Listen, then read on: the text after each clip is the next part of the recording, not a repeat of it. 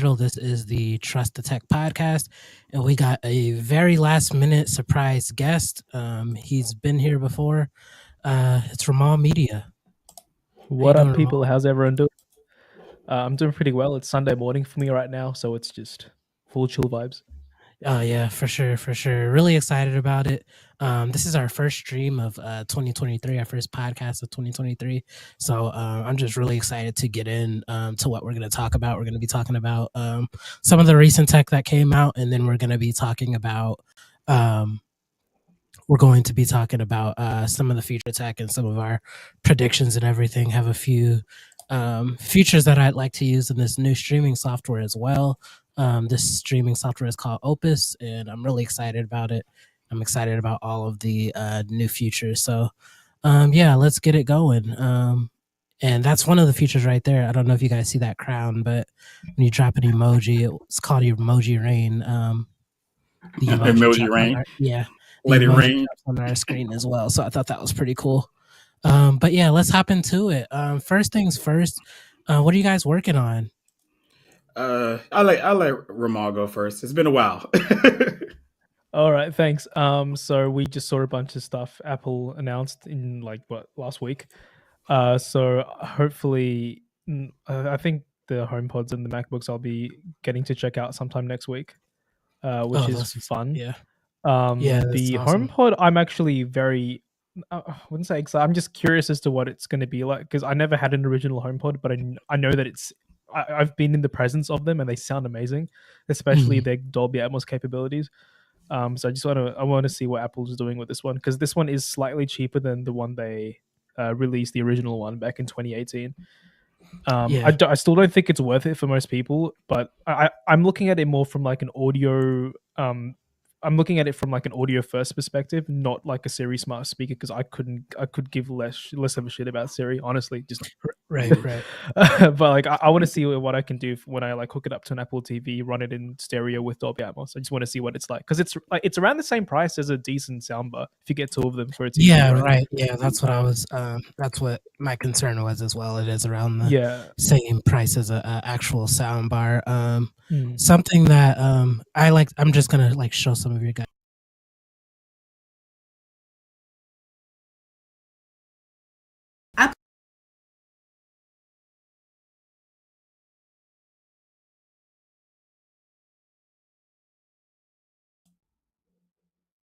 $2,000. Well, let's say that hypothetically you have a Mac Pro just lying through Apple. How much do you think Apple will give you? $1,000 Mac Pro that you can still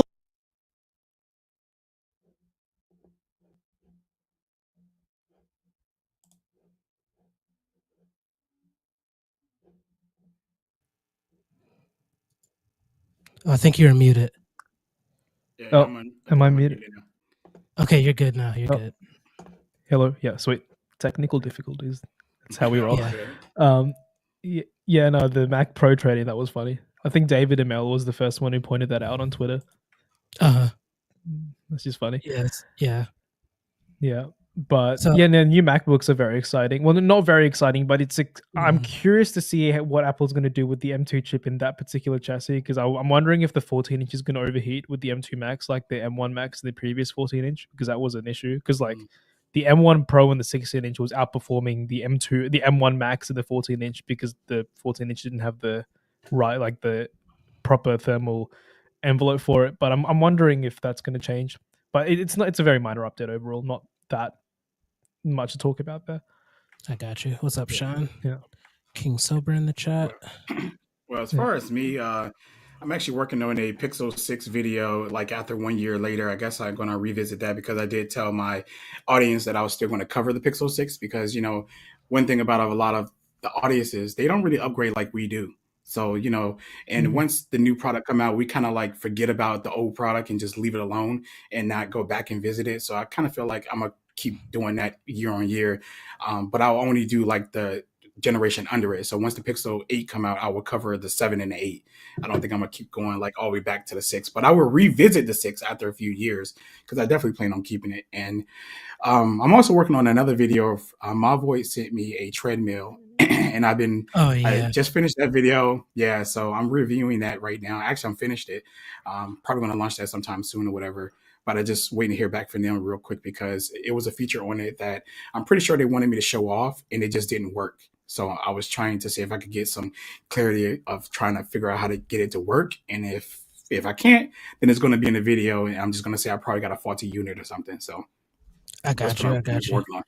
But I did Uh, want to say something real quick though. It was just kind of funny though because I guess somebody hit me up on Twitter and was like, "Can you talk about other stuff besides pixels on your channel because not everybody has a pixel?" And then I don't know how to tell him that I have a pixel channel. Like, I mean, mhm, if you really mhm. can't tell that my channel is like based around Google and Pixel and all their products and stuff like that, I don't know what to tell you.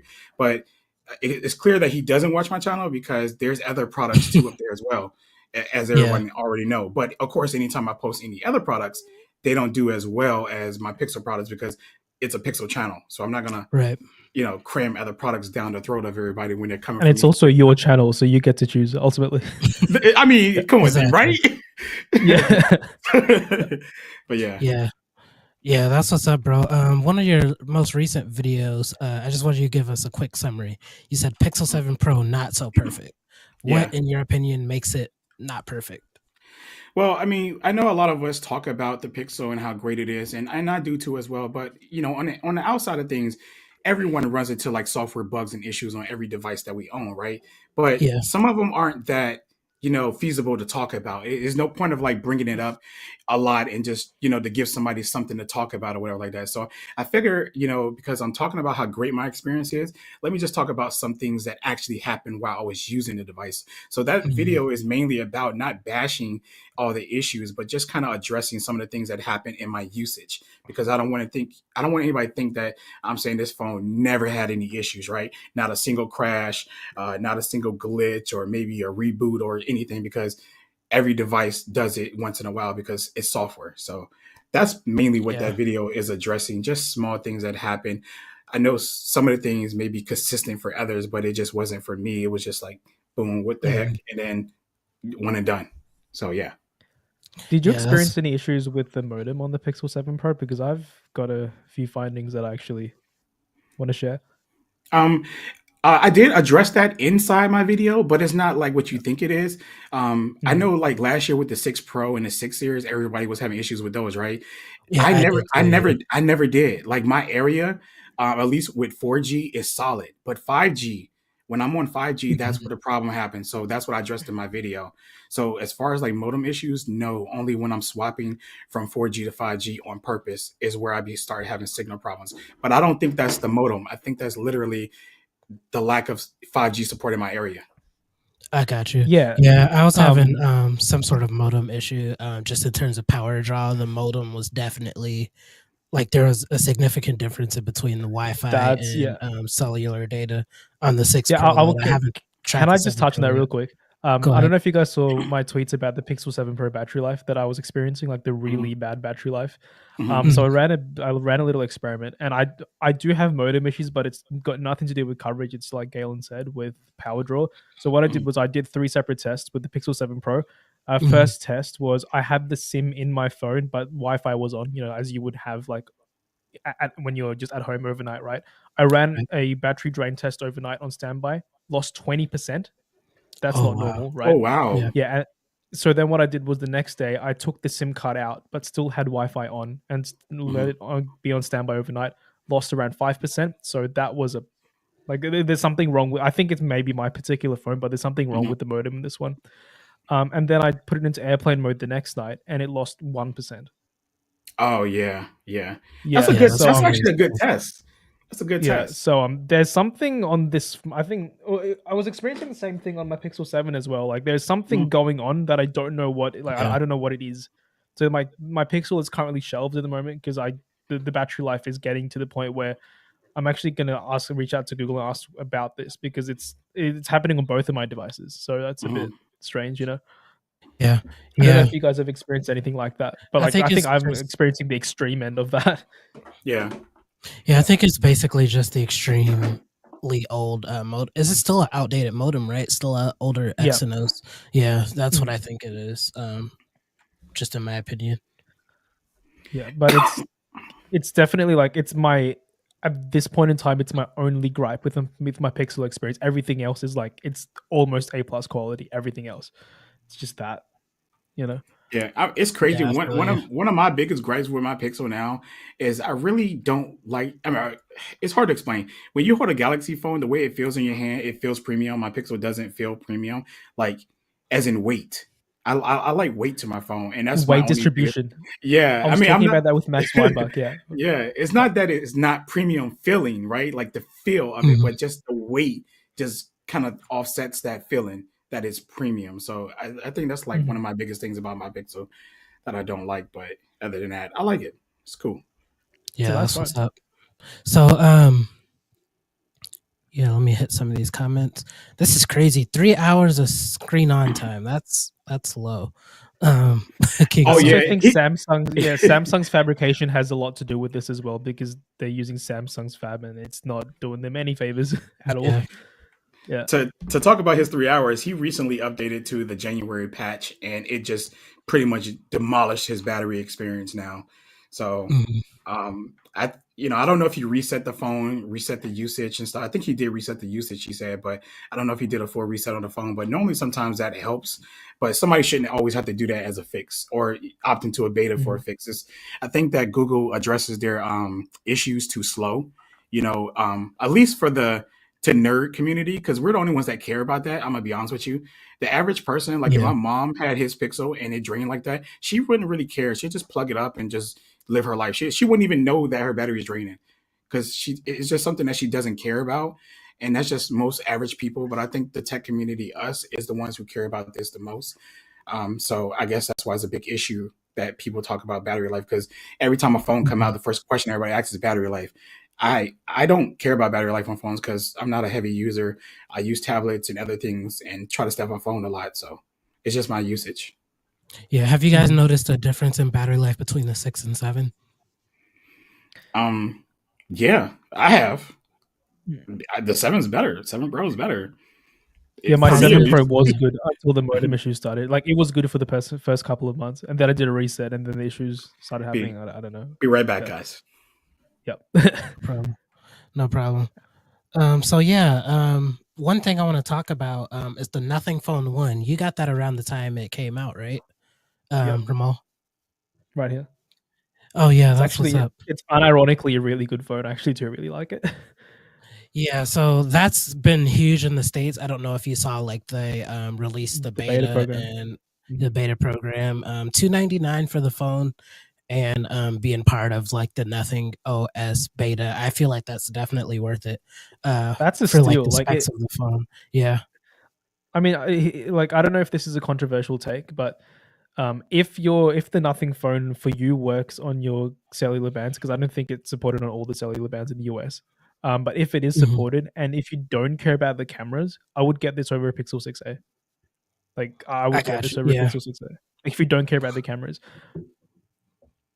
So how much was it when it first came out? Wasn't it 490 or 399? it was like no, it was like around the US equivalent of 450 to 500 US dollars. So it was a little Okay. expensive for like I think that was a little overpriced for what this is. I think it should have been priced around 400 US dollars. I think that would have been nice.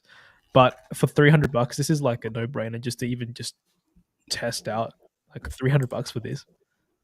That's I insane. got you. Yo, what's up, BG Tech Life? Definitely got to get BG on here one day. It's really cool, dude. Days one said he's getting 7 hours of screen on Mike, time with the you 6 silly. Pro. Put up Mike's comment because this is so true on Twitter. If you see it, Nothing this is so Phone true. 1. The device where iPhone haters compliment the design, and it's so ironic. That's pretty funny. Yeah, it is. It is. And I feel like a lot of people are really hating on this Hey, phone. Hawks. It's getting like much hate like the Pixels are, but I think it's a nice looking phone. I think the design and everything else or whatever, it's just another phone on the market to me. The Worth checking out for some people and worth not for some people, I guess. The yeah, really yeah. unique thing about the Nothing phone is that it provides what is essentially a stock Android experience at a low price Mhm. point, which you don't Yeah, get in any other manufacturer except for like maybe Google. Google. yeah, That's And that's pretty like, much it. and the software experience on this phone is like, I would say it's just a notch below the Pixel because it doesn't have that like the Pixel has that insane buttery smoothness that no other smartphone I've ever used can match. This Yeah. doesn't have that. Yeah. But apart from that, this is like as close to stock Android you can get with like an extra layer of customization. Like I have a custom icon pack there. But it's a great phone. Like you can't deny that it's a great phone, especially for $300. Like that's insane. And you know what's so crazy? I think I think it receives a lot of hate, Nice especially flashlight. because of the design of it. And if you think about that, that phone would turn more heads than anybody holding an iPhone in their hand. Period. Oh, for sure. You know, and I think that's like, you know, the hardcore people who love iPhones, just they don't like that. You know, they're gonna like, well, I need that. I'm gonna put my phone down a certain way or whatever. But you know, if I have the Nothing One phone, I will put my phone face down. As a matter of fact, I put my Pixel face down now. That's how I put all my phones down. I put them face down. That's just how I hold my phone. I don't know. I got used to it back in the days when we had the flashlight notification on Android, which, well, at least I also do it for Pixel did. privacy reasons as well. I don't want And- people yeah. seeing my notification. Exactly, and that too as well. So it's always face down. So just having that design to look at, just at a dinner table or whatever, just will look so good. So I mean, people are, like I say, it's always just one of those situations where we don't have that, so we don't like it. That's just what it is. So Yeah. If people aren't So I wanna hating, then do- there's something wrong. Yeah, people Yeah. have to be hated. yeah, for sure. Yeah. Yeah, so I want to do a quick. I want to hit Michael Pepper's comment first. Motorola has a pretty stock Android too, which is definitely true, and they are like pretty cheap over here in the States. I love their hardware Motorola is phones crap. perfectly. Yeah. No matter all the phones, Their hardware is really crap it's on. their cameras to me personally. It's their Yeah. cameras. Their hardware is pretty decent in my opinion, but yeah, I kind of want to do a poll. I want to see how many people would actually pick up the Nothing Phone one. So I'm gonna start this poll. For those watching to answer to this poll, just put yes or no in quotation marks, and it will start a tally. So I'm gonna start that now. Mhm. Would you pick up the Nothing Phone 1 at $299? And to be honest with you, I'm going to get that phone eventually, but it's not like essential that I get that phone. But I definitely want to get that phone for Okay, sure. That I feel like it's a good collector's phone. gotcha. We got a yes. And make sure you put your answer in quotation marks. That's how the poll registers. So we got 2 yeses. I mean, I think that if I Hey, Mike, if you I, right? 199. Yeah, like, if I recall correctly, I think the Yeah. reason Nothing's doing the beta program is so that they can test like the cell service coverage. If that's is that why Mhm. they're doing it? Yep. Probably. So if it works on your like plan, then I guess it's just like what the hell, might as well try.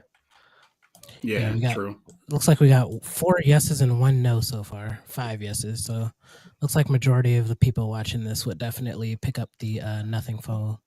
It's a hell I mean, of a it's lot really better no than an reason iPhone not SE. to. Yeah, right. Yeah, I definitely think it's like one of the best values that you will see in 2023 now.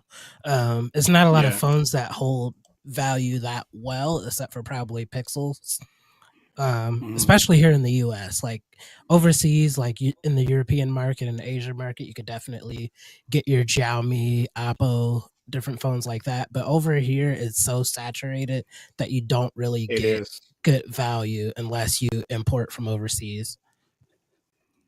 And that's what I hate about being here right now is like all the big players, well, all the players that we normally had are pretty much dead. And if it wasn't for Google coming back swinging with the Pixel 6 series, we'd still be Apple and Samsung all day. And Yeah, that's your only choice. That's our only choice. And, you know, when you get tired of Samsung and then you get tired of Apple, then there's nowhere else to go. yeah, So- yeah. I agree with what Michael Pepper's text said here as well. It's basically a Kickstarter method. Allows them to get more information on what people use the device. If they have bugs, they'll take a loss for the data gain. That's super true. They're basically just doing this to make the Nothing Phone 2 a lot better.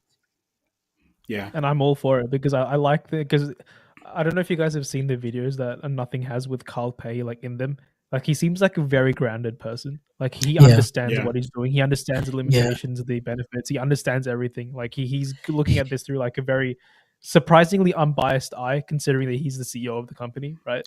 I Right, really he's a respect that about him. consumer. He's a consumer oriented person. You could just like tell just based on like different interviews and things that you've seen him with, and he's just a really good people person. Definitely. And So because of that, I think that's why his product one day is going to blow up. I can promise you, if he keep that up and keep the support up and listening to the customers like he is, he's going to blow up, and he's going to be a sleeping giant. Nobody's going to even pay attention. They're not even know what's going to happen.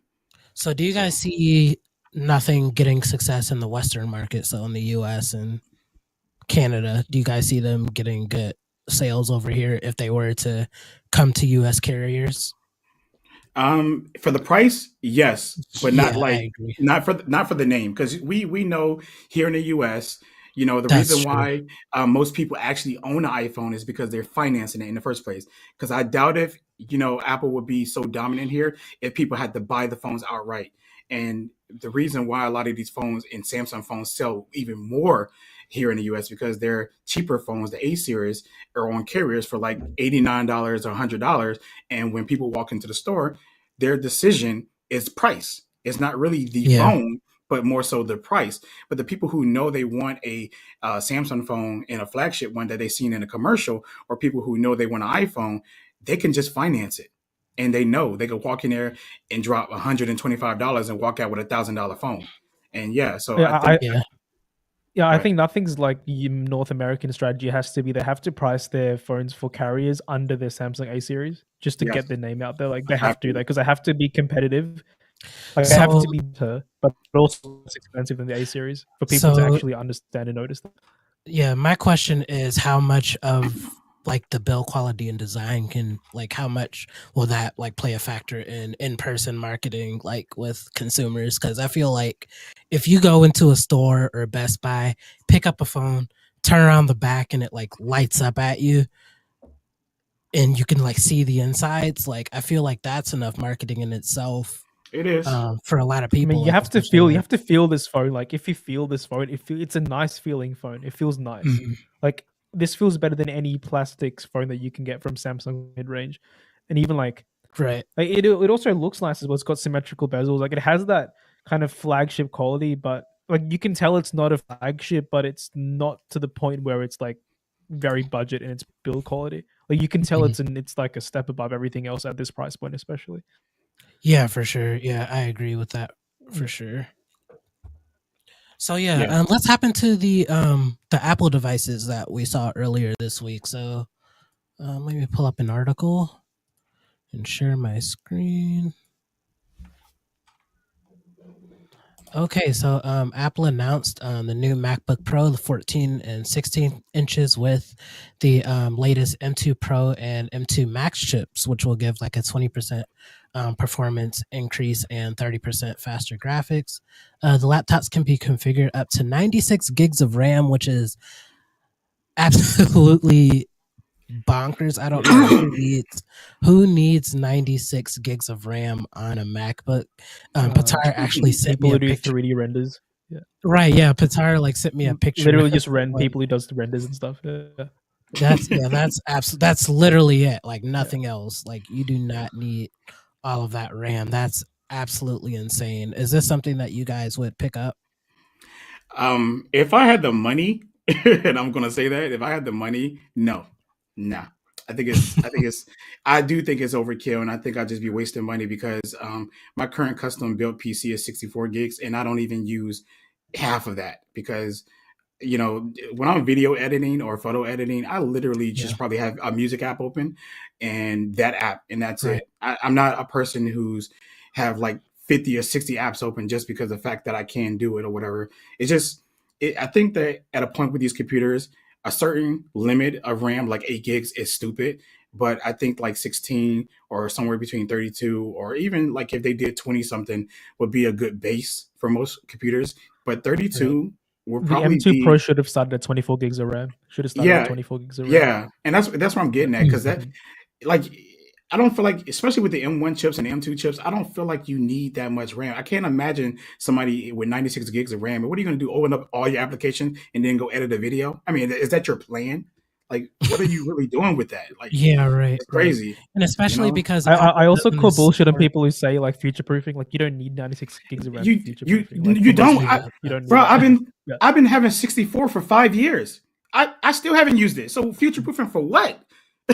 Like for what? Only thing I got to update in my computer now is probably my graphics card, because when you do custom built PCs, the thing that you want to upgrade the most is probably the graphics cards if you need to.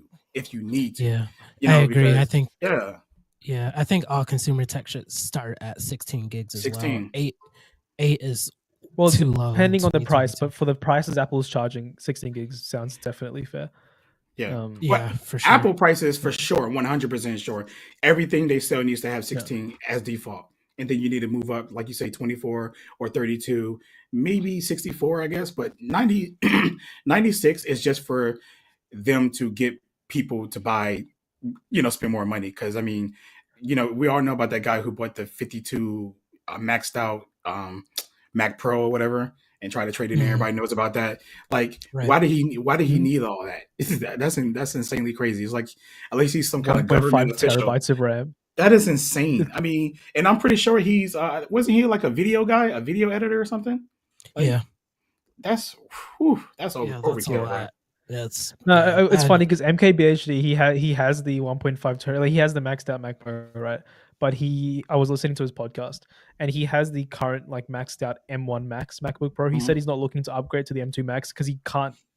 The M1 Max is already like enough power for him, and he does 8K video editing, right? Yeah. If for him that's enough power.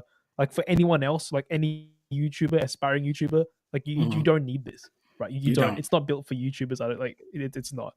But that being said, I do want it because like it's like kind of like people who like supercars, you don't like always drive them fast, but like it's nice to have, Yeah. yeah, it's fun, but like at the same time, very unnecessary for most people. Yeah, Yeah. it's overkill. So the M2 Yeah. Mac Mini looks like they're gonna have an M2 and M2 Pro option for the Mac Mini. Mhm. The starting price at that is absolutely just Nuts. bonkers. I can't imagine. Like, it's funny because this rivals like the performance of like a. So let's just say you have $600 to build a Windows PC.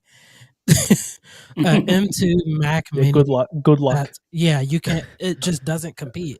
Like, you could probably get 1080p gaming on that. Like, it's absolutely insane. That would be like a i3 or even lower processor on the Windows side. Like, I mean, the that's one M2 of the Mac best Mini you can get for values ever. $500 with the education discount as well. Yeah, and that's Um, even more crazy. I $500 for a brand new computer with a brand new processor. Just I think actually about it. ordered the Pro model. Oh, the Yeah, M2 Pro. which particular Yeah, spec is that? The one that which um, particular spec? The very base one is with the 10 to 16 cores, I believe. You get 512 and 16 gigs of RAM. Just the base model. That I didn't upgrade anything. How much did that run for? I paid about 13 something or Oh, it's whatever. not too bad. I would- yeah. Yes, I was- $1,300. Yeah. Yeah, but I kind of wish that I didn't order it. I don't know if I don't know how their return program is, but I think I would have been better off just getting the base model and then upgrading that to 32 and getting 512. And I still would have been fine with that for what I do, because like You my can't M1 get the M2 with 32 gigs of RAM. You have to get the M2 Pro for that. I'm pretty sure. No, I think the The hold on, M2 let me- maxes out hold at on, you might be 24. right. Oh yeah. M2 yeah. 16 gigs I meant to say. Yeah. Yeah, the 16 gig with 512. Yeah. I think I would have been fine with that, to be honest with you. And that would have put me at $1,000. So yeah. Yeah, I actually have Oh, something it's funny 24. about It's the 24. M2. It's 24. Yeah. It's 24 for the M2. For the base model. Yeah. You can't get 32, but you get 24. Yeah, Has there's actually anyone something else seen funny about the Intel? M2 Pro Mac Mini. So if you spec if you get an M2 Pro Mac Mini and you spec it up to like the non-binned M2 Pro, you spec it up to 32 gigs of RAM and you also give it 512 gigs of storage. It's the same price as the base model Mac Studio. Yeah. Oh, yeah. I've seen that. And that's the only reason why I didn't Yeah. like keep on putting everything in there, because I was like, for that price, I'll just get the Mac Studio. It doesn't make sense. The thing is I'm just Exactly. trying to upgrade and save at the same time. And then I looked at the trade-in value for my Mac. They said they wanted $280 for it.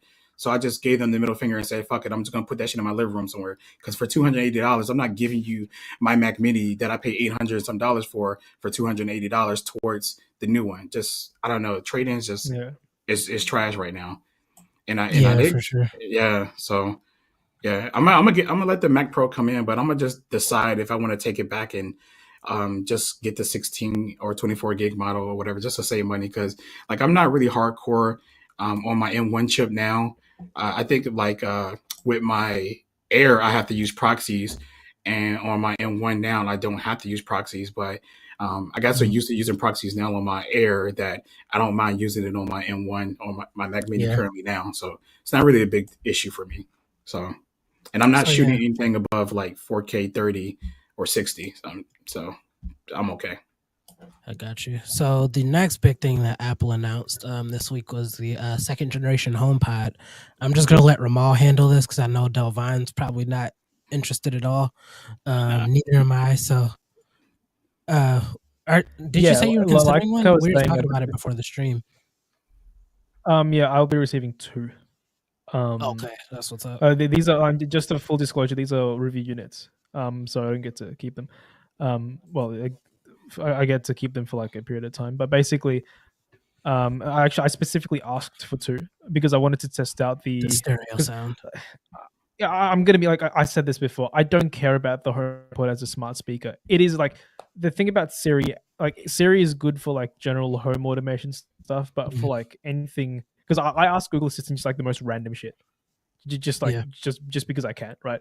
And I can't do that with Siri, and I'm not gonna replace like the HomePods will not be replacing Google Assistant in my house at all. It's just not gonna happen. But I like I said before, the HomePod, the big HomePod for me, the way I see it, it's an audio device first, smart speaker second. So I'm just really curious to see what it's like in a TV or like an entertainment setup where I have 2 of them in a stereo setup with Dolby Atmos, because it's the same price as a decent soundbar. Getting 2 of them it's literally the same price as like a decent like a good Sonos soundbar, right? I'm just curious to see what it's like, because I have heard the original HomePod before in a TV setting. It sounds incredible. Like it does a surprisingly convincing job of Dolby Atmos with like the whole spatial audio stuff. So I'm just curious to see what it's like from that perspective, because the Apple TV 4K, the new one, also supports eARC through like new TVs. So you can use the HomePods as your general TV speakers by using the Apple TV as like the eARC kind of bridge between the two. So I can use the HomePods with my Nintendo Switch or like a PS5, right? That's something that I'm just curious to see. Wait, you saying you can or you can't? Because I heard it don't have Bluetooth. Oh, you can. No. So basically, what happens is new TVs through HDMI 2.1 they have eARC. Okay. So my LG OLED has eARC. So basically, the new Apple TV 4K. You mean while it's docked? Yeah. So you connect the HomePod to the Apple TV, and then the Apple TV runs through the HDMI eARC to your TV, like to your screen, and then any HDMI inputs connected to your TV can tap into the HomePod audio stream, and then you can use your HomePod for everything on your TV setup. Okay, I don't know what I was thinking, because my dock for my Switch is just for charging, and I think that everybody uses a handheld like me. So I was like, I was like, that was like my main purpose of buying a Switch, not to play it on the TV. So I forget that people actually dock it. Yeah, so, that makes sense. Yeah. So let's see. So what tech are you guys like looking forward to in 2023? What do you think you're looking forward to the most? I'm gonna go first real quick, because I'm about to be broke in 2022, 23. Because I could tell you right now, man, I'm interested in the Fold 5, the Pixel Fold, the new Pixel Watch, because I know they're gonna make a bigger size. It's impossible for them not to. And what if they don't? Hold on, I just want to hear what you're gonna do if they don't. If they don't, I ain't buying it. It's just that simple. There's no way you're not going to sell me twice on a small watch. I'm just going to pray that like the TicWatch actually makes a watch with Wear OS 3, because if TicWatch had Wear OS 3 right now, I think I would probably use that over this Pixel Watch. But right now, the Pixel Watch is 100% my favorite watch on the market right now. So it's hard to put it down. But interested in that. I'm interested in their tablet with the speaker and the hub, which I'm probably going to end up purchasing 2 of those. I didn't even realize that I have a tablet in every room right now in my house, which I was like, when I seen it, I was like, damn, Google must hear me because I literally have like my iPad in my room, my Galaxy, two of my Galaxy Tabs, one here and Yeah. one in the living room up there, and I use them, you know, just like I use any other tab. I put on a movie or YouTube or whatever, or I draw simultaneously on all of them because I be sending my files to Google Drive, my backup files, so I can just pick them up and start drawing on whatever program I'm using. And so it's pretty cool.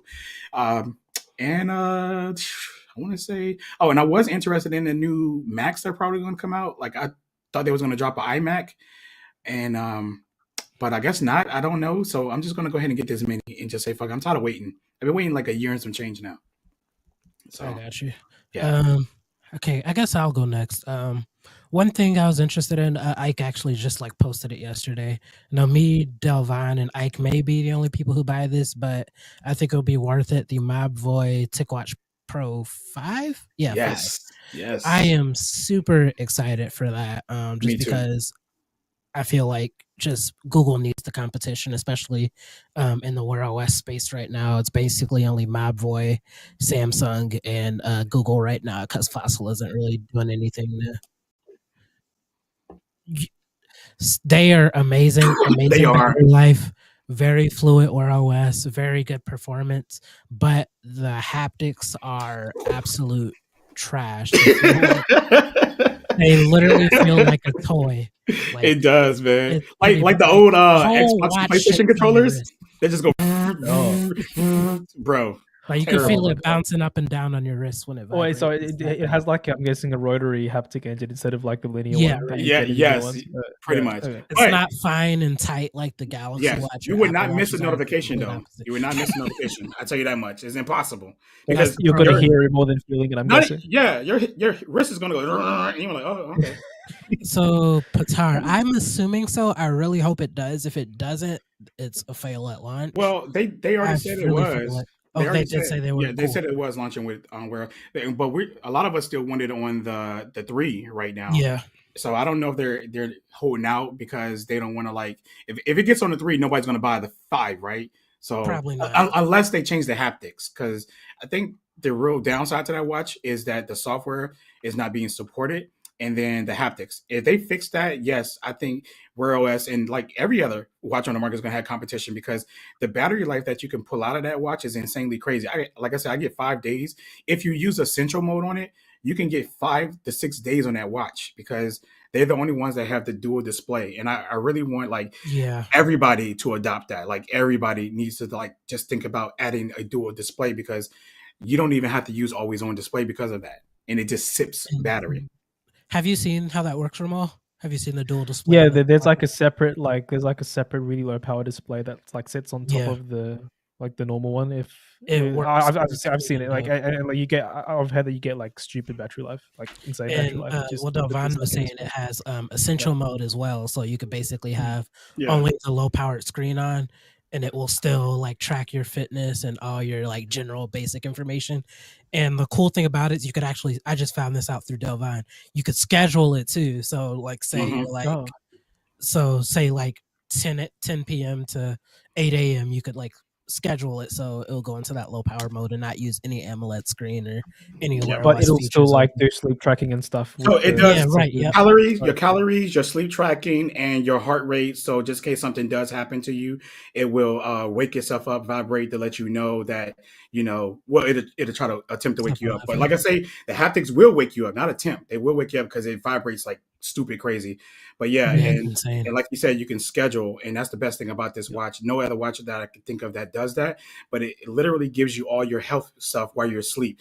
And when you wake up, if you put it in sleep mode at 90% battery, you're going to wake up to 90% battery or 89% battery. It literally takes away no battery overnight, which is insanely crazy. So, and depending on the type of person you are, this is why I say you could get 5 to either a week out of it, because if you're somebody who actually goes to bed at like regular hours, like normal people, let's say around like 8-9 o'clock, then you can schedule your watch to turn off into essential mode around that time Yeah. and save you a ton of battery life. And then you wake up at 8 o'clock in the morning or 7:30, whatever, you could have it turn on right before you wake up. And therefore the alarm on it, if you got an alarm set up on your watch, it'll go off as well.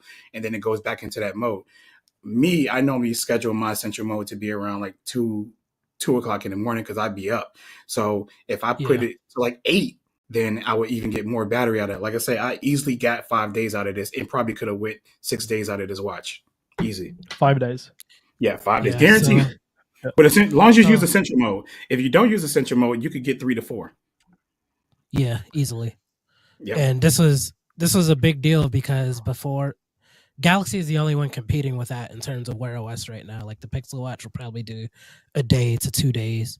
The Galaxy Watch 5 Pro is like the first Wear OS watch other than the TicWatch that can go at least 3. So it's kind of a big deal in like the Wear OS space.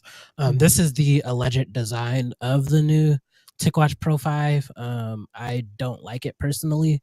I think it should have 3 buttons. Personally, that's just my opinion. It looks I like just a like 3 buttons. bastardization of the Galaxy Watch and the Pixel Watch, kind of. That's what a lot of people were saying as Yeah, well. It looked yeah. like a combination between the two. Yeah. See, So with, yeah, with these another smartwatches, product- I don't like how the lugs like extend beyond the body of the watch. I like the Apple Watch and the Pixel Watch where the lugs are just kind of inside the main body of the watch. Because what I find with my Galaxy Watch is that like there's like a massive part that just kind of juts out at the front before it Yeah. wraps around my wrist. I don't like that personally. It's easier to like there's like more band compatibility, but if not for that, it's not like something that I would personally prefer. I like the Pixel Watch and the Apple Watch band kind of seam on the body of the watch, if that makes sense. Yeah. Yeah, I mean, for sure. I just like it because it's round. Oh yeah, That's a plus. compared to the, yeah, compared to that, yeah. Yeah, that's a I plus I'm for a not lot gonna of lie, people. man. Yeah, it's a plus for a lot of people, and these are actually iOS compatible as well. You could do most of the features that you could do. unlike the on Galaxy Watch Android. and the Pixel Watch. Yeah. But it's Well, no actually, I reason- don't know because Wear OS 3 kind of like killed iOS compatibility for a lot of other watches. It Like, did. And it Yeah. should. I don't think that any Android manufacturers today should make watches unless it's a Fitbit tracking watch or whatever for Apple because you can't even use It like nerfs all it Apple nerfs all the features. features anyway. Yeah, exactly. There's no point. So Apple really wants you to just get their watch, and they want their watch to be your Fitbit. They want your watch to be their stylus watch. They want their watch to be your smartwatch. They want it to be everything, and that's just that. Thank you, Kingdom. Appreciate you, man. Appreciate the donation, my man. But I think that's what they want. So I just feel like I think like Android manufacturers who's making these smartwatches for Android phones need to just focus on Android and refine the features on that platform, period, and just let Apple be in their own realm. They're competing with themselves anyway, so let them compete with themselves. Because I mean, to be honest with you, people who like Android are going to buy Android. People who like Apple are going to buy Apple. I mean, every year you're going to get a few that's going to change over to one. That's just how it works. So yeah. I mean, like the way I think about it is, if these Android smartphone manufacturers are giving features, like if they're giving compatibility to the iPhone, but at the expense of some functionality with Androids, then I'm against it. But if they're like if the option is out there for iPhone users who want a circular smartwatch, I guess they should still have that option, but not at the expense of Android users getting nerfed Android features if the iOS compatibility much, yeah. results in Yeah. that. They Yeah. basically Because just like give you there the are essentials. no round smartwatches for iOS. Like you can't like get one for iOS unless you want to get like an older Galaxy Watch, but I wouldn't recommend most people do that. Or like the in between like fitness tracker smartwatches, kind of like the Amazfits and the Yeah, OnePlus watches, things like that. the OnePlus watch, I wouldn't again- consider that to be a smartwatch. It's more that's a glorified fitness tracker. It's not a Yeah. smartwatch in my opinion. We could Yeah, argue I- that, but I'm gonna be honest, Yeah. man. If Apple made a round Apple Watch, I would be using an Apple Watch on my wrist right now, like hands Really? down. Yeah, it's literally like what's really literally holding me back from that watch is like the ugly design. And I'm not trying to come at anybody in this stream. I'm just not a fan of any square watch made in any nation, any part of this world on this planet. I just don't like square watches. They just don't fit. They just don't fit the aesthetic of style and clothes. I don't know. It just doesn't fit. So if Apple made a round one, I would definitely be having it on my wrist because everything about the Apple Watch I do like besides the design. And that's the only thing for me. So See, I like square smartwatches because the display is really big, but like if not for that, I do prefer round smartwatches. I just like this. I like the massive screen. I just like having a big screen Yeah. everywhere I can. But if not for that, round smartwatches are elite. They Yeah, are the best. and it's crazy that Yeah. you say it because like Yeah. I never really cared for like I mean this watch is small. I want a bigger watch. Dude. I'm gonna just go ahead and Mhm. say that. But like as far as like a smartwatch, I just need it to do what it needs to do. You know what I'm saying? It shows me the time, it does all my health tracking, and that's all the information I need. Normally when I get a message, I can see it and read it. And I never really had a second guess myself like, oh man, I wish this watch was square so I could see more of this. Let me just stroll. I never like said that to myself. It's never been a situation where I've been in and I felt like, oh, I wish this was square because I want to see another row of information. It's never been that way to me. So I just don't care. As long as the watch functions and do what I needed to do, I'm happy. But at the same time, because it's a timepiece on my wrist, I want it to look good too. And I just don't Yeah, think Exactly. Square that's does the that. sole reason why I prefer Yeah. Yeah. the design of Android watches, because I want it to go with everything pretty Yeah. much. Yeah. Yeah. Yeah. I mean, you could probably dress up an Apple Watch, but it still doesn't look like a classic timepiece. It And I don't doesn't. want. No. It just does even it's crazy because there's square watches out there that's square timepieces, you know, and they still just look Well, the weird. Apple Watch is literally just like it's a computer on your wrist. You can't shake that. Like it's just Yeah, a computer on your wrist. Like and for that it's sense, not like yeah. well, Like I gotta say, the for that Apple Watch sense, it's Ultra, like good. I appreciate that it's not trying to be Mhm. anything else. Like it knows what it is. And Yeah, it's like right. going Yeah, full force Yeah. with that. I Like I respect appreciate that. that. Like, Mhm. but it's like it does that at the expense of basically alienating 80% of people who wouldn't even consider it because of the way it looks, right? Yeah, Yeah, it's way more Apple yeah. imitators than it is Galaxy Watch imitators out there right Oh, now. for sure. You Um, seen what happened with the AirPods, bro?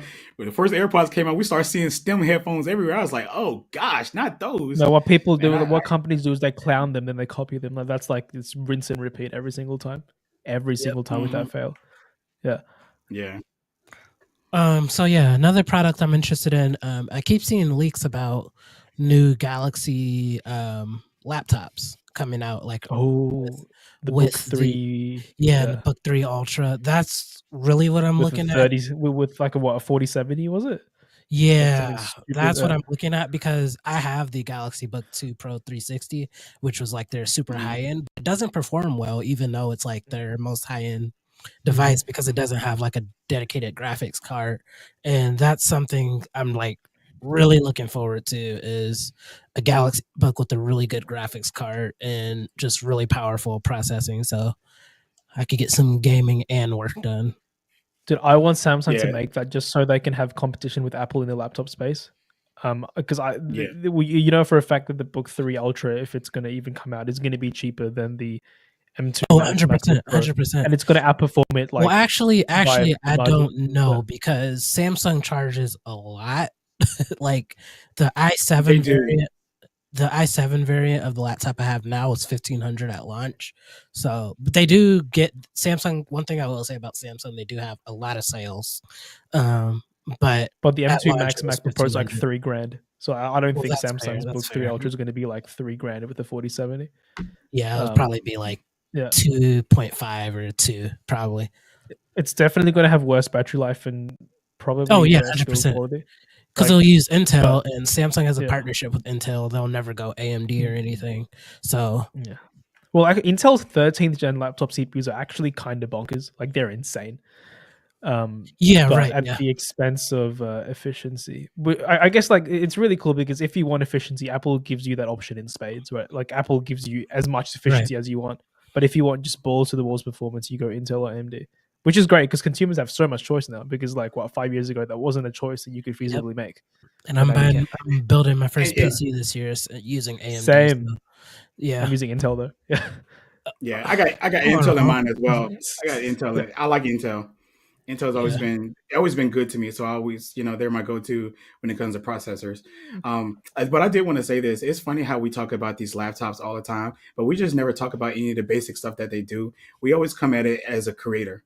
Like we Yeah. know like a lot of people are not Yeah. buying laptops To for that video reason. edit. Yeah, because we just get tied up into being creators so much that everything got to meet creator standards for us to say We're it's a all good up in laptop. our own heads. Yeah, we are, we Yeah. are, because all of us have family members, right? And just think about your mom, your granddad, your cousins, and what they actually use their laptop for Yeah, compared to what you browsing. use it for.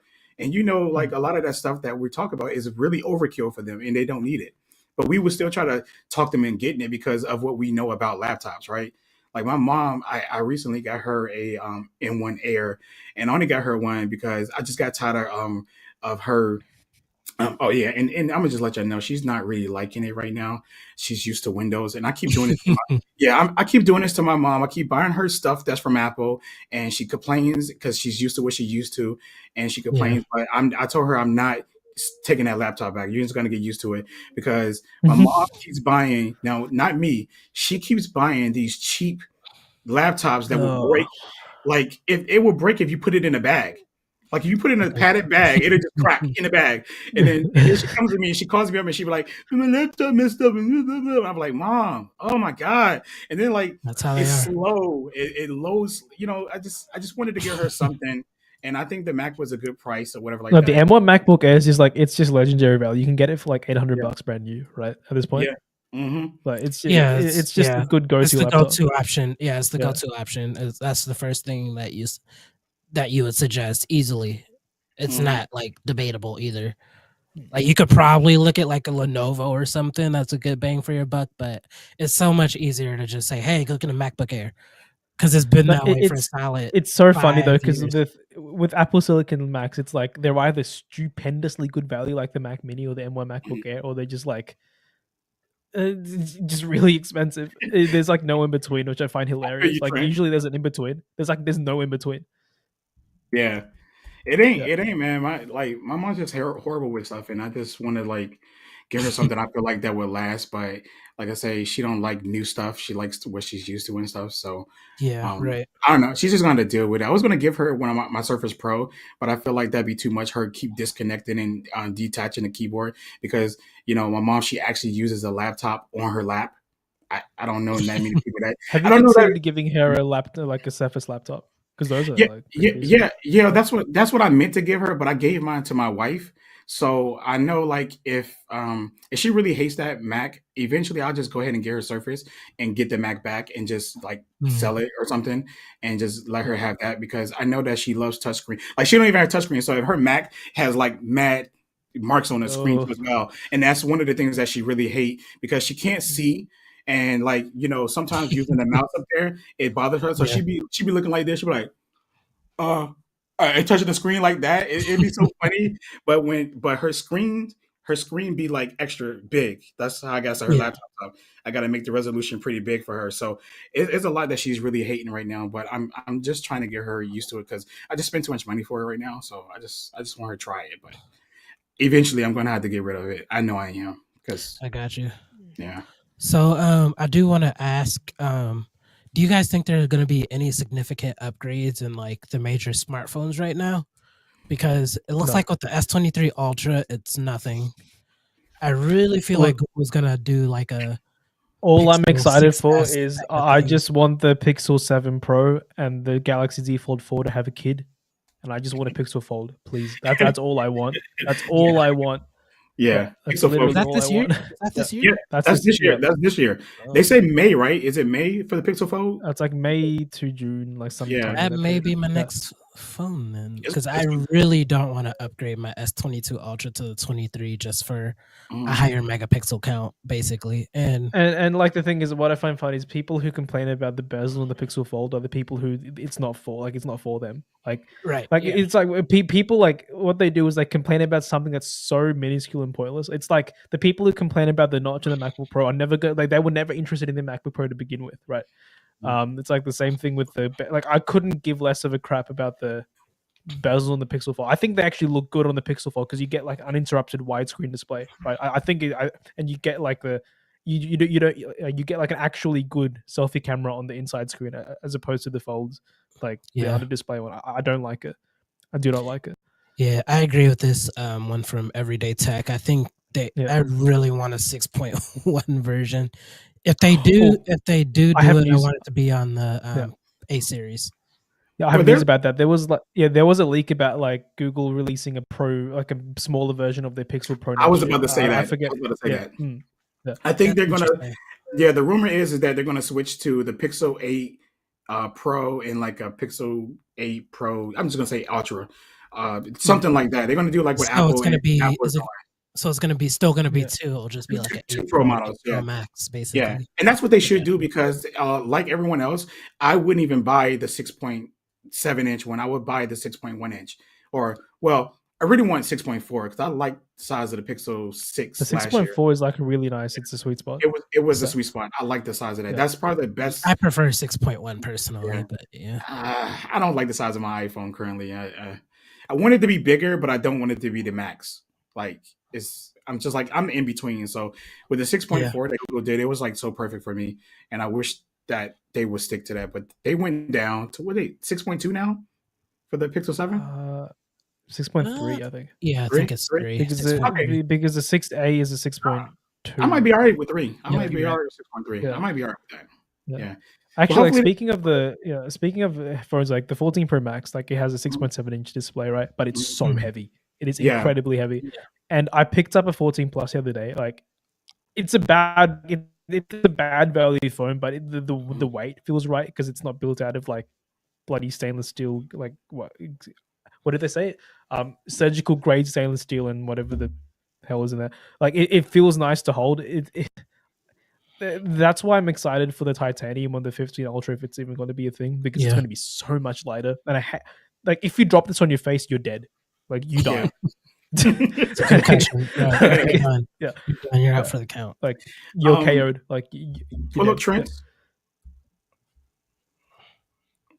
Pull up Trent comment. Yeah. So Trent, I want to tackle that because you're right. Like I think this year, at least for most phones, is going to be camera upgrades and pretty much refinements in that area mainly, and maybe battery, trying to push the limits to the battery, and that's about it. But I think like the only new phone that would be out would be the Pixel because it's a new product. So that would probably be the most exciting phone. And probably the Pixel Watch would probably be the other exciting device this year too, because people want to see change in that because of first gen to second gen.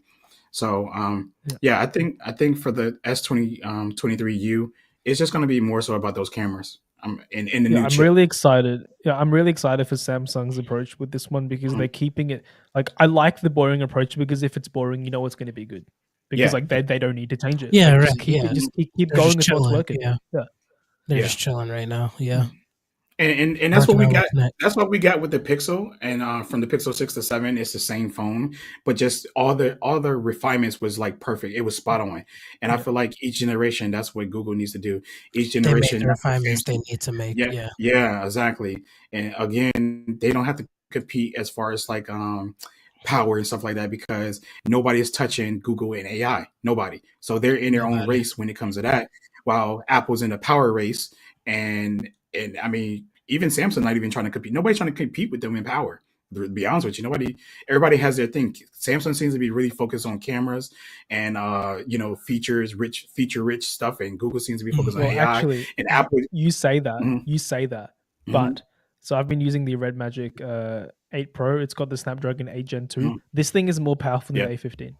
Like it's just more powerful, and you can feel it. Well, you can feel. Well, I was, yeah. I was kind of referring to our market, kind of per se. Oh, yeah. But I get what you're saying, though. Yeah. Because I mean, I'm in the U.S. and like these are only options that you can get out here. So I feel like that's like a special case though, because it's like I mean, the S23 Ultra is meant like it's set to have like a special version of the 8 Gen 2, which is even more powerful than the one that's already out. So if you think about that, then it's going to be like So, but I feel like the Red Magic has different things that most other smartphones don't have. Like definitely. Like it's got active cooling and stuff. But like, right. Yeah. Even without it, like even running the phone without active cooling, you can still tell. Like it has like especially in the GPU. Like I don't think the CPU is more powerful, but the GPU is like a good 25% more powerful than the A15, and you can feel that in like I was playing COD and like you can the thing does not stutter at all. Like the iPhone feels a little slow. Which you one? have it with you? The Red Magic? Yeah. I want to see it. Oh, let me make your screen bigger. Oh, my screen's in 480p. Just I don't know why it is. So just keep it 480. Boy, you better get it together. Yeah, this is a 1080p stream right here. Yeah. There you go. Yeah, that's what's up. Nice looking thing is so dope. But it's a brick. It is a brick. Look at that. It's got a headphone jack. It's got triggers. It's got a 6,000 mAh battery. The battery never dies on this thing. The screen is It's a good-looking fully. phone. Yeah. It's a good looking phone. Yeah, That's it's got a crazy. little. That's crazy. I had a Yeah. guy. He was asking me about gaming on the iPhone and how he uses gaming on the iPhone and he wants to get a Pixel for gaming. But he's telling me that gaming is really important to him. And I'm like, why are you looking at these two phones? Why aren't you looking at a gaming phone? Like they make phones and computers and tablets and all of Actually, this stuff for actual people that needs that type so of stuff. And yes. Yeah. Here's the fan. that's That's crazy. dope. Yeah. It's 20,000 Wait. RPM. It makes a huge difference. Oh yeah. I seen Floss reviewing that jank. That jank was crazy, bro. Yeah. Have you tried remote play with it? The PlayStation remote play? No. Or do you have a PlayStation or Xbox to try it with? No, I don't. I do have the controllers, but not the actual consoles. I got you. Yeah. I'm curious to see what that experience is like because I bought like the little attachment, the Razer Kishi, and I use it like all the time to play my Xbox games on it. Oh, I used Xbox. Yeah, I used what is it? What's it called? Game Pass, xCloud, Game whatever Pass. it is. Yeah, Game Pass. Yeah. I used that on the on my iPad like last year, but I haven't really touched it in a while. I got Just you. haven't had time for it. Yeah. That makes sense. I use Game Pass too, but only on my Xbox. So what? Yeah. So what do you guys think the iPhone 15 series is going to be like? How much of a refinement do you think it's going to be made? Do you think it's basically just going to be cameras, or do you think we'll get any? I want more reliable cameras. Like I need more. Like the cameras on the 14 have kind of got me thinking of switching back to the 13. It's a bit rough, especially with the over processing. Like the iPhone camera right now reminds me of Android cameras from a couple of years ago when they just cranked up the processing on everything. Right, because the iPhone used to be like it used to be the neutral benchmark for like what phone companies should make their like photos and videos look like. The iPhone videos are okay, but the photos are just like it's doing a bit too much, you know. Yeah, still. I mean, that's a hard pill for me right now because I'm losing more interest in iOS itself completely. So I really don't care anymore what Apple does with the iPhone at this point. Yeah. I was so happy when MKBHD made that video because that video was spot on. It was so spot on. It was, and I feel like he did it though to combat what happened in the blind test. How the iPhone always loses in the blind test, and I guess he needed to, talk about that explanation and stuff like that as well. So he gave out that elaborate video about it. But I think he is right for Google itself. That they got new processing chips and they just don't know how to handle it right now because they increase megapixels and stuff like that. So, and that's true. And I know that's 100% true because it happened when I was with Nikon. I had the Nikon D90. And then if you got the Nikon D7000, which had 16 megapixels, the processing chip that was in it couldn't really handle it. So you wasn't getting as sharp photos with the 12 megapixel versus the 16. And it took a while for these camera companies, because I've been shooting for a long time. It took a while for these camera companies to upgrade the lenses and the sensors, the processing for the sensors to actually get sharp photos. So now we're up at like 48 to 58 megapixels or 64 megapixels, and we can get like mad sharp pictures with these sensors today. So it does take a while for them to actually adjust to it. And I think that's what was happening with Apple and Google and maybe even Samsung, for that matter. But yeah, there's truth to what he said in the photography department for sure when it comes to that. So yeah. The Pixel 6 Pro. I'm really looking forward to it. Yeah, I'm looking forward to a periscope zoom on the iPhone. I want one so bad. Oh, that's a good suggestion because it's a big deal. It's a huge deal. I also like Michael Pepper text comment. He said he wants universal control on the iPhone, which I think should be like something exclusive to pro models to put a little bit of a difference in there between that and the base iPhone and the iPhone Max. I don't know, man. I don't really like how Apple keep on separating the software like that from their phones. I mean, the hardware is understandable, but software, I feel like, they need to have the same software experience across the board when it comes to stuff like why that. else name something the Pro if it does basically everything the regular iPhone does minus hardware? That's my thing. You know Well, what I I mean? Well, mean, if you, you look at Google, like they have the same software but different hardware. That's how they that's how they Yeah, distinguish well, the Pro yeah, from the yeah, normal one. I guess, yeah. exactly. Mm. And you're gonna get Yeah. the same experience besides that hardware feature that it just can't do. And they even triple And down. that was And Apple's whole thing. Like you saw, like with the SE, like back, it's the same software. That's something that most people. That's one of the biggest reasons why people iPhone users don't really care what iPhone they have as long as it runs iOS. But if iOS is different, then it kind of changes the whole, like balance of like why would people even want the iPhone if they can't get the if they feel like they have to buy the more expensive iPhone to get the iOS experience they're already used to, then like yeah, it kind of Mhm. sullies the whole image, in my opinion. I gotcha. Yeah, that makes sense. Yeah. So, is there any other tech that you guys are like looking forward to this year? Apple Wait AR till- VR headset if it I comes mean, out. I'm not into I'm that yet. curious to see what it's like. Like I've never you used said one, but what I'm now? curious to see what it's like. Yeah, The You said Apple what now? VR headset. the Oh, headset. yeah. I mean, it ain't something I would buy. I still think like HTC and Oculus and all them are probably going to be even better. Matter of fact, um, if y'all looked at the co-founder of Oculus was praising Sony for their new technology they got in the new PlayStation headset. So I'm really curious to see what that's like. And I didn't know that Sony was really going to take VR that serious anymore after the first VR because they didn't really Yeah. make a lot of games. I have it, and they didn't make a lot of games, but they did have some really good games. Like when I was playing Resident Evil 6 in it, I was scared. I was genuinely scared. I'm not even playing. You know, when you go see a scary movie, you're like, oh yeah, she's gonna run down a hallway and then the thing gonna jump out. You kind of like okay with that. But when I was in that headset, I was in the game. It was me, like me inside.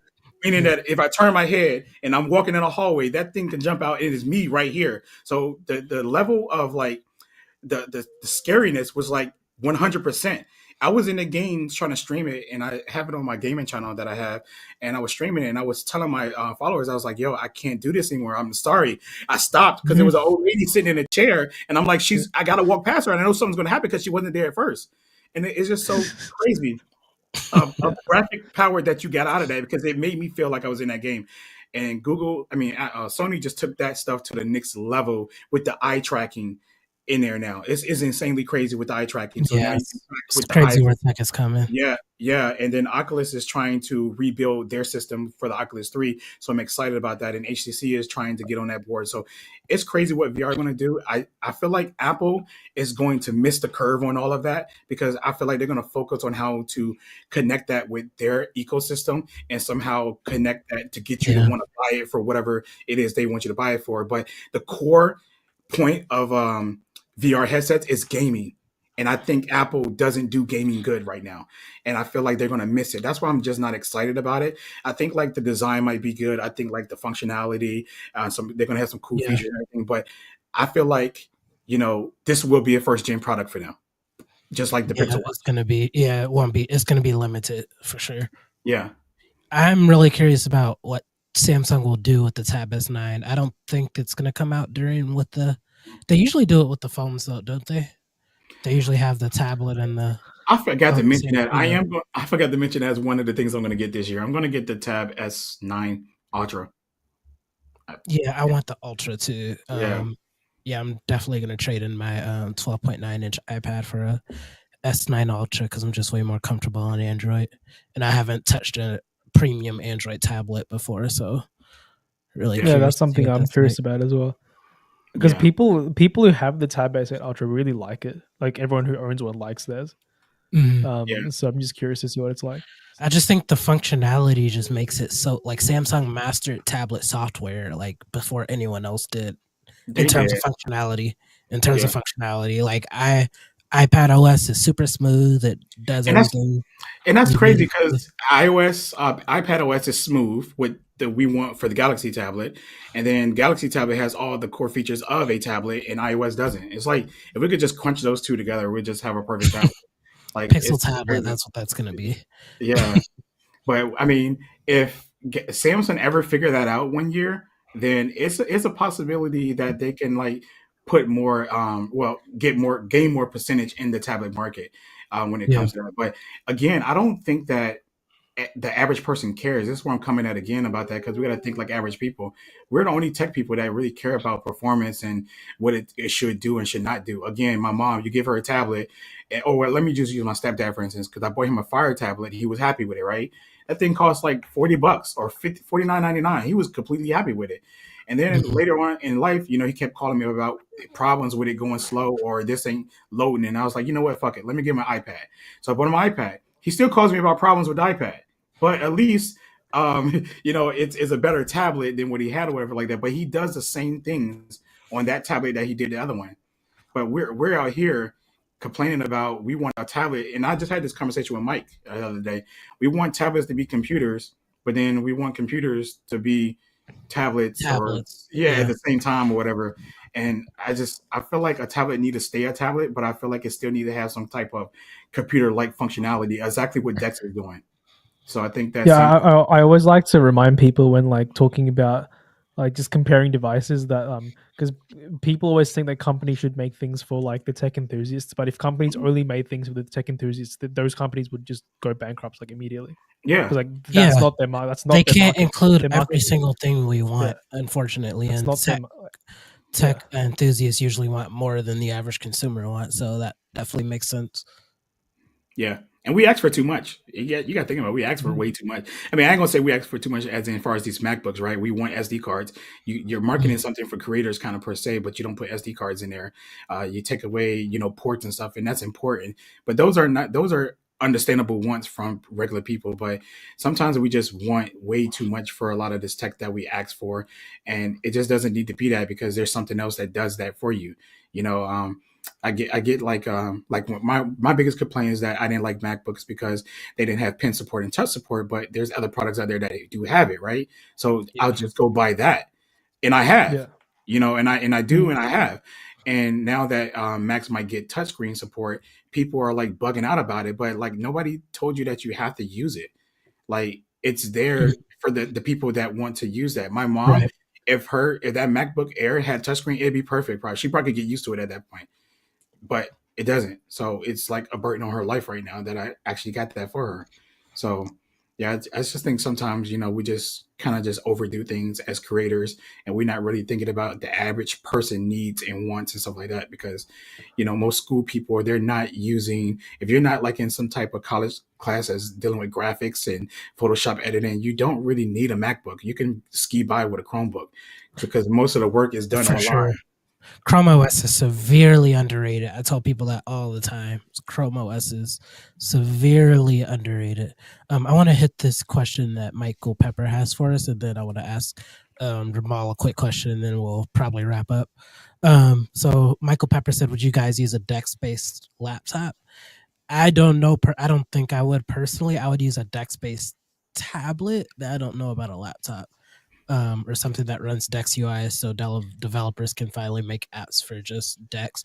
I think it will take Google developing a desktop. The thing with that is like I'd like Samsung to make like a laptop enclosure that you can just slot your phone into. Like I think we saw something like that. Like a few companies have done that. I think that makes a lot of sense, especially if you have like an S22 or S23 Ultra. Use that as a slot into the trackpad, and then you have like a laptop. Like you're done, right? That would make a lot of sense, but I don't think they're going to do that. But in that case, I think a DeX-based laptop would make sense, because then you're actually using like the phone's hardware in like a more meaningful way for like a laptop like form factor. But I don't think they're going to do that. I would like them to. Yeah. I'm a person who's never against new ideas when it comes to tech. So if they do make it, I'm all for it. Is it for me? No. Would I buy it? No.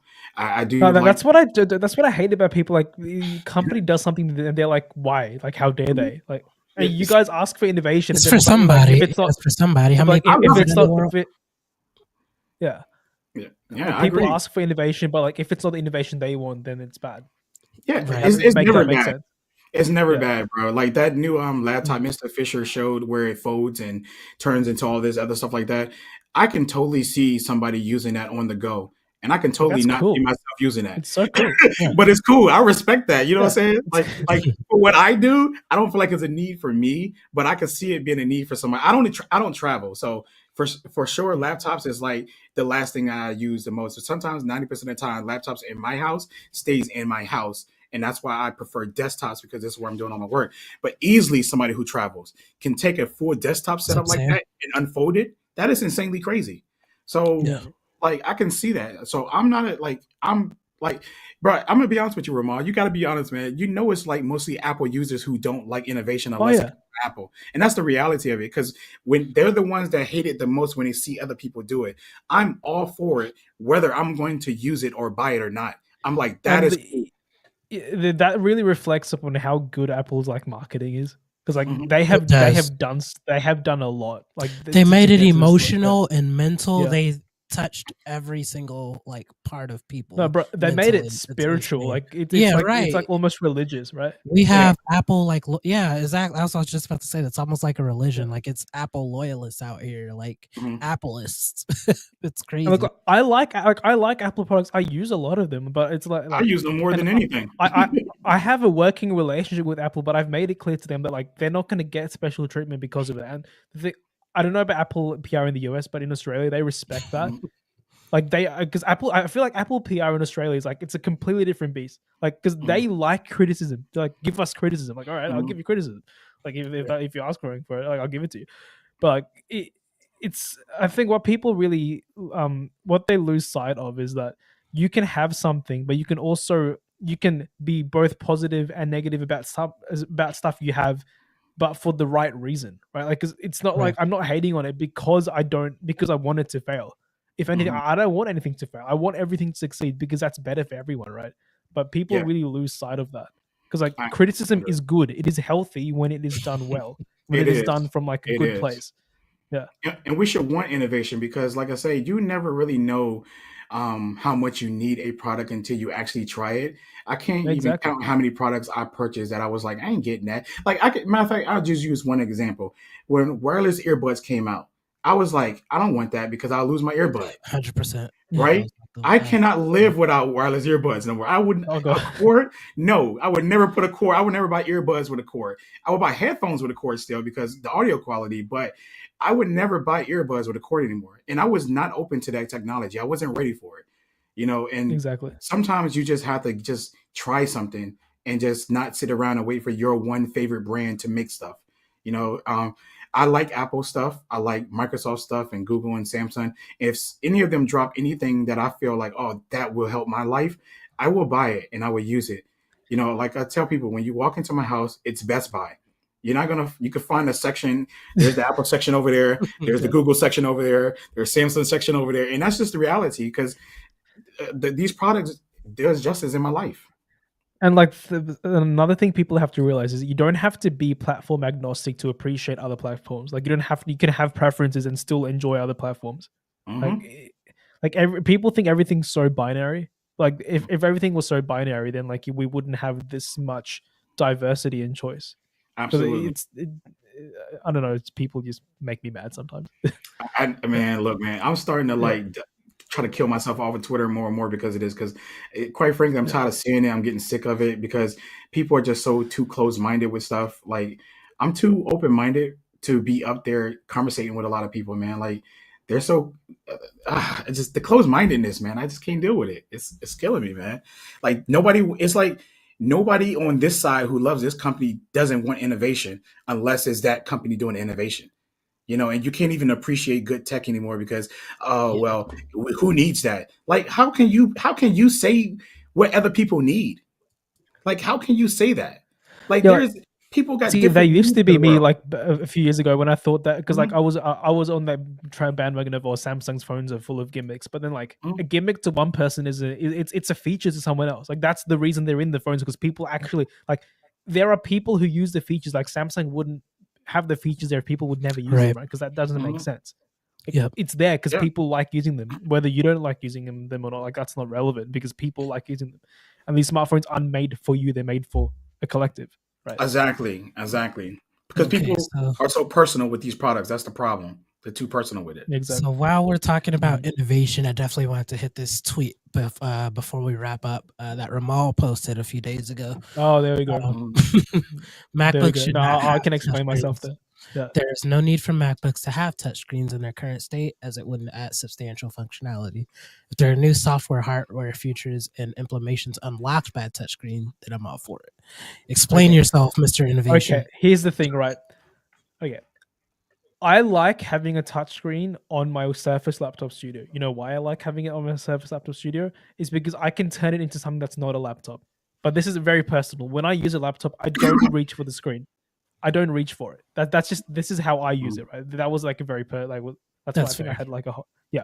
But here's the thing. So the Surface Laptop Studio has a touchscreen because when I put it into like it's like do you guys know what the Surface Laptop Studio is, right? The one where you can like the screen Yeah. kind of folds into the keyboard. I like the touchscreen on So that easy. because it adds functionality that it didn't previously have if it wasn't for the touchscreen. For me, like this is again my opinion, for me specifically, a touchscreen on a Mac in its current form wouldn't change the way I use my Mac. It wouldn't. That Because makes like there sense. is there is nothing I can do on a Mac with a touchscreen in its current form that I can't do without a touchscreen. However, if Apple added some software features or some hardware features that would actually necessitate a touchscreen, then I'm all for it. But if here's the thing, if a touchscreen Mac means it's going to get more expensive, I don't want it because Macs are already expensive enough as it is. And like you know for a fact that Apple's going to upcharge you for a feature that's already been like a standard thing. Like they're going to do That's it. true. But if that's the case, I don't want it because like back before I got my first MacBook in 2016, I used to I always used to use touchscreen Windows laptops because the trackpads sucked.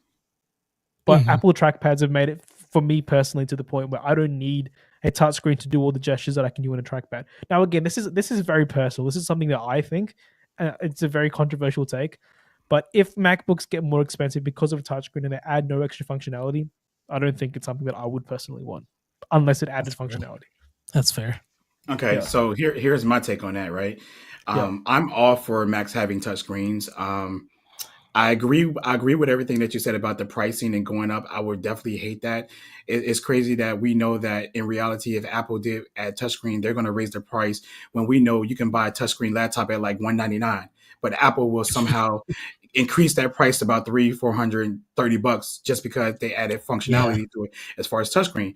Now, do macOS, would it be nice if they added some cool features with the touch with macOS? Of course. Do they need it? I don't think so, because when I use my Surface laptop, I just hit it to open an app. I hit it to stroll, if anything. And that's about it. It's not like I'm using it as a fully controller, like as a tablet. I just kind of happen to find it quicker That makes sometimes sense. to just touch the Mhm. screen than go to my trackpad or put my hand back on my mouse. I could just touch it and select something or go over my screen and start strolling like this. And it's so much easier. So it's just one of those situations where if you never used a touchscreen laptop like that, then you wouldn't really fully understand it. But if you actually did in that sense, then you will see how convenient that can be sometimes doing that. And on top of that, I get it for the Surface Studio. That is 100% built for touch support because of how it can lay down and how you can actually use the pen and draw. That is a whole different Yeah, that's a beast. whole nother That's a thing. whole It has different beast. hardware. Yeah, it's Yeah, hardware dedicated to that stuff. Yeah. exactly. And that's not comparable to a MacBook and a Surface laptop. Those two will be comparable. It's just there to select and stroll mainly. I couldn't see myself trying to like function and operate everything from it or whatever, but it's just a convenience. And that's how I look at it. Okay, so what I failed to mention was when I used the Mhm. Surface Laptop Studio as a laptop, I never used a touchscreen. I never Yeah. reached for it. I think that's also like a very personal thing because when I'm like using a laptop, I don't like reaching for the screen because I don't find that a comfortable experience. Yeah, and that's But understandable. yeah, That's understandable. And I know that for me, I do. I even touch my computer monitor screen sometimes. I actually look, just so you know, I used to have a touchscreen monitor. And it Oh, was so much easier for me to touch my touch yeah, screen. It was a 24-inch monitor that I purchased that was a full touchscreen and yeah, 1080p. And I got rid of it and then got a regular 4K monitor. And sometimes I kind of find myself, but that's because I'm used to that. And if you're not yeah, used to it, I can understand your situation, how you feel like you're not gonna, you have no incentive to touch the screen. But somebody Yeah. who's been using Windows or touchscreen, everything, I'm kind of like, I try to touch everything. Literally, I get in people's cars, try to operate their radio. I'd be like, oh, dang, that's right. it's just a Yeah, habit. I'm gonna play devil's advocate to my own stance about MacBooks not needing touchscreens. MacBooks, like, here's the thing, because MacBook screens already get so fingerprinted that they might as well just add a touchscreen because people are going to touch the screen anyway. Like, I've kind of found that. Like, I don't even touch my MacBook screen, but there's fingerprints all over the All screen. I don't over know it. where they're from. Like, Yeah. So from real that quick, point, they yeah, might as real well just quick, add real one. quick. So Yeah. I had the experience where I had an iPad for a few years, Mhm. and then I got a MacBook Air because of the job that I was working required Mac. When I tell you, when you first get into both, it is so ridiculously similar that I kept reaching for my my laptop screen because the OS is just so similar, and it Yeah, looks like a tablet OS just because of that's just how it looks. it does. Oh, Apple has done a few things with macOS to make it feels like they're making targets bigger as if they're like planning on a touchscreen. Because if Yeah. you go to the Mac Control Center, it's like the iOS control, like things are big, like as if like they made. Yeah, finger right. Yeah, input, that's what. right? Yeah, it threw me off. So I would touch my MacBook screen accidentally like at least 20 times a day. Just Yeah, I actually insane. bought a screen protector for mine, so problem solved for me. But yes, Ramal, you and both of y'all are 100% right. Yeah. I get fingerprints on this thing, and I used to be like, oh, it just. I mean, I got a bad OCD, so I always got like a cloth in my pocket. And I'm sitting here wiping my screen off all the time. So I just went ahead and bought me a screen protector, and now I don't get. I get lint now, so I got another problem. So the fingerprints is cool That's and better everything. than fingerprints. And I Oh, do. Michael, yeah.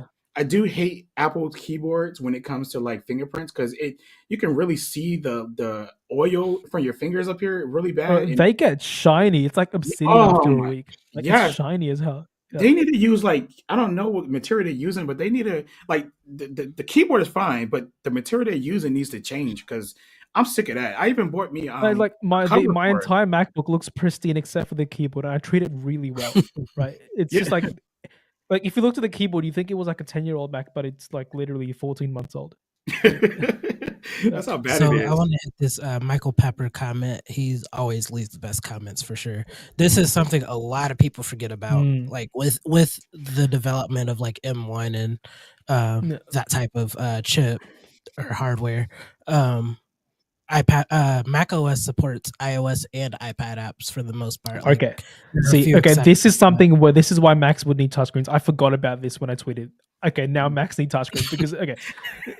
I See, completely changed my stance. Make up your mind now. I Make forgot up your about that. mind. I forgot about that. I forgot about that. Okay, Okay. because I used Luma because I used LumaFusion on my Mac just to see what it was like. It's like the input is designed for touch, but you need to use a mouse. It sucked because all of the gestures were like touch based, but you can't do touch based gestures with the mouse. Like you can, but it just sucks. I forgot about that. See, now my stance has changed. I completely forgot about that. I do got a question though. Oh dang, I never thought about putting Luma up here. I'm downloading it right now as we speak. So the input's going to be weird because they expect you to touch the screen, but you can't because it's a Mac, right? Oh, I don't expect to really use it. I just want to try it out and see. I use DaVinci anyways in Final Cut. So. But anyways, with that being said, people said that these apps have support. The Macs have support for apps or whatever like that. Look, the only good apps I ever found up here was like Twitter and maybe like 3 other apps. They don't really have like a large selection of apps like they do on iPad that fits on the MacBook. And you know why? Because the MacBook doesn't have a touchscreen, they won't work properly. Just everything it makes sense now. It just makes so much sense.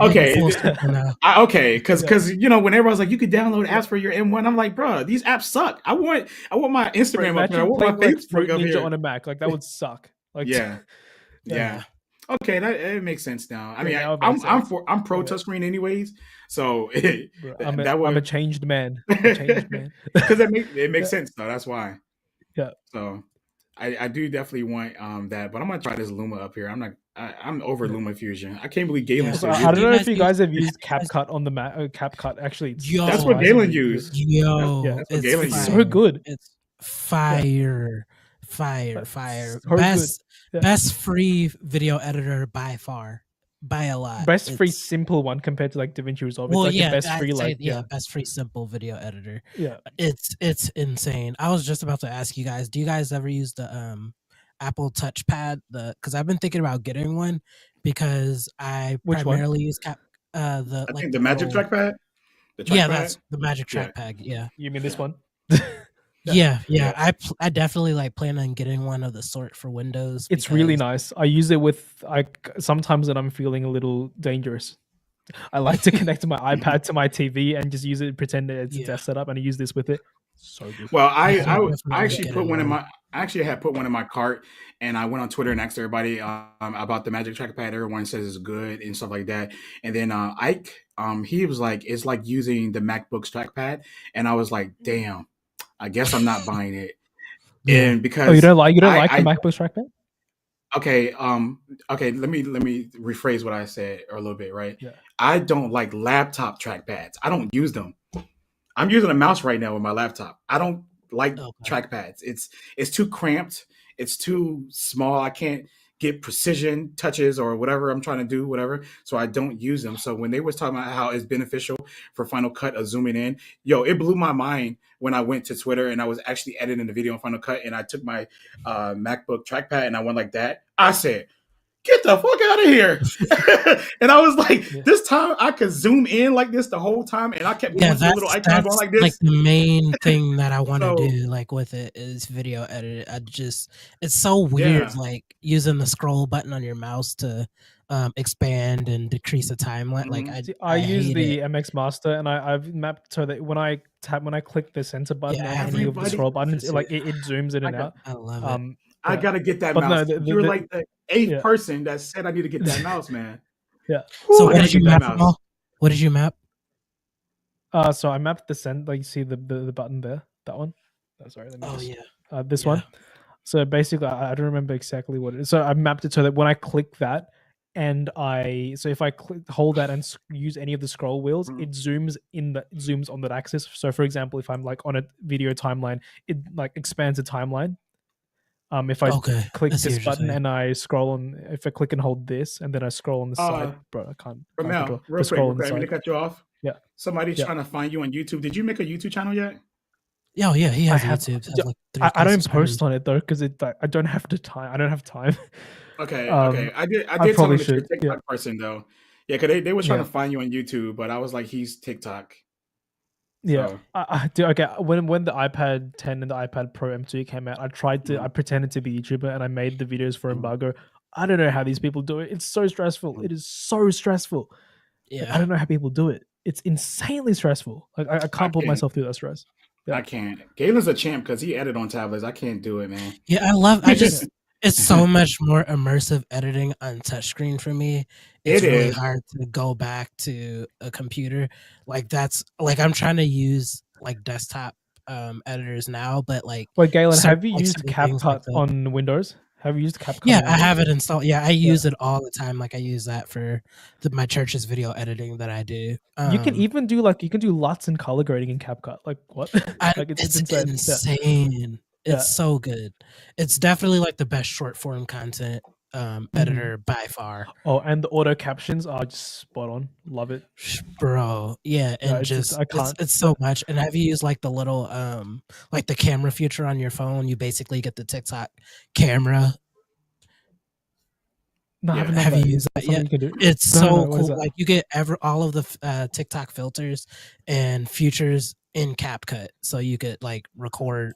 It's like an option that says camera. You click on that, you can record like anything in TikTok format, and then post it to like YouTube Shorts or wherever else. Wait, this like, is in TikTok CapCut like form. on the phone.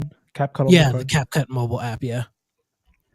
See, that's something I was thinking of doing because right now what I do is like, well, what I'm planning to do is just download my TikToks, but then like for YouTube Shorts, but that just degrades the quality. But if I never knew CapCut had the effects built in. 'cause Yeah, I just use CapCut it has as, an inbuilt. Yeah, CapCut has an inbuilt camera that has literally all the features and filters and green screens that TikTok does. things a lot easier. Okay, thank you. Yeah, that's yeah, it's so dope, bro. Like I love CapCut. But yeah, I do. on that note, I'll say one thing real quick. I do photo editing on my Surface more than I do my Macs, because of the touchscreen and pen. it's so much more immersive. Like you say with video editing, it's immersive editing photos with a pen, way better.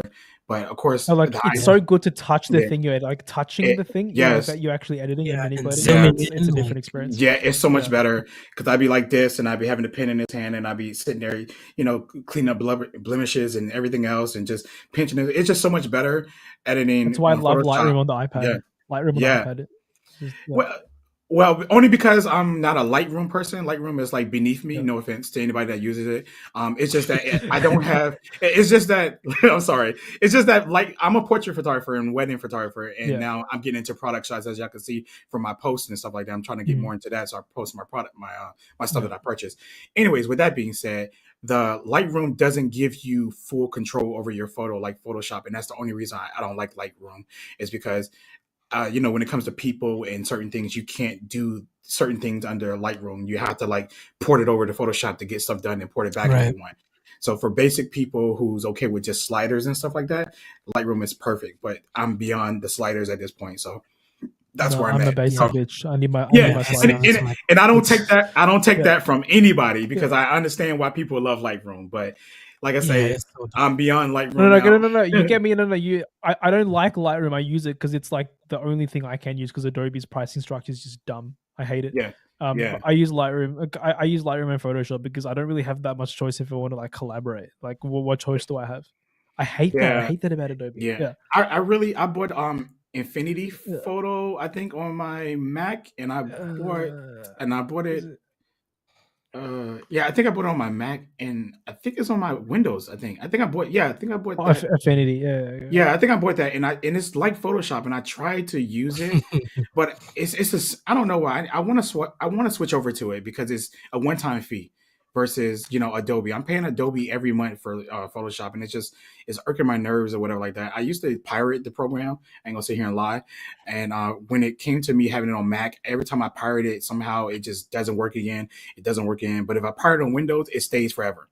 For some reason I just can't get it the registry or the keygen to stay on Mac or whatever for some reason. So I caved in and just bought it, and now I use it on all of my products and stuff.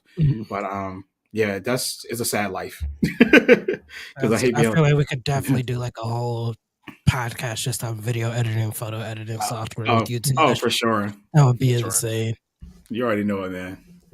This is a dope conversation as always. Me and Ramal, I just hit up Ramal like literally today, talking about how much I miss like the old, like we used to have like 5 people here just talking tech. We're probably gonna definitely get back to that because it's just so much fun being able to just conversate with people who follow the same things you do. It's just a dope sense of community for sure. So I appreciate you for joining us, Ramal. No worries. Appreciate your time, man. I love being on these like chats. It's just fun, like it's no holds barred, just talking about tech. Hey man, it's better than Twitter. We all met thanks to Twitter, but like Twitter just kind of run its course. So it has, for sure. Yeah. So we're gonna wrap this up now. Appreciate everyone for joining us. Gonna post this to all the podcast platforms tomorrow in case you guys want to listen to us. We're just gonna wrap this up. Thanks for joining, and see you guys next week. Yeah, definitely, bro.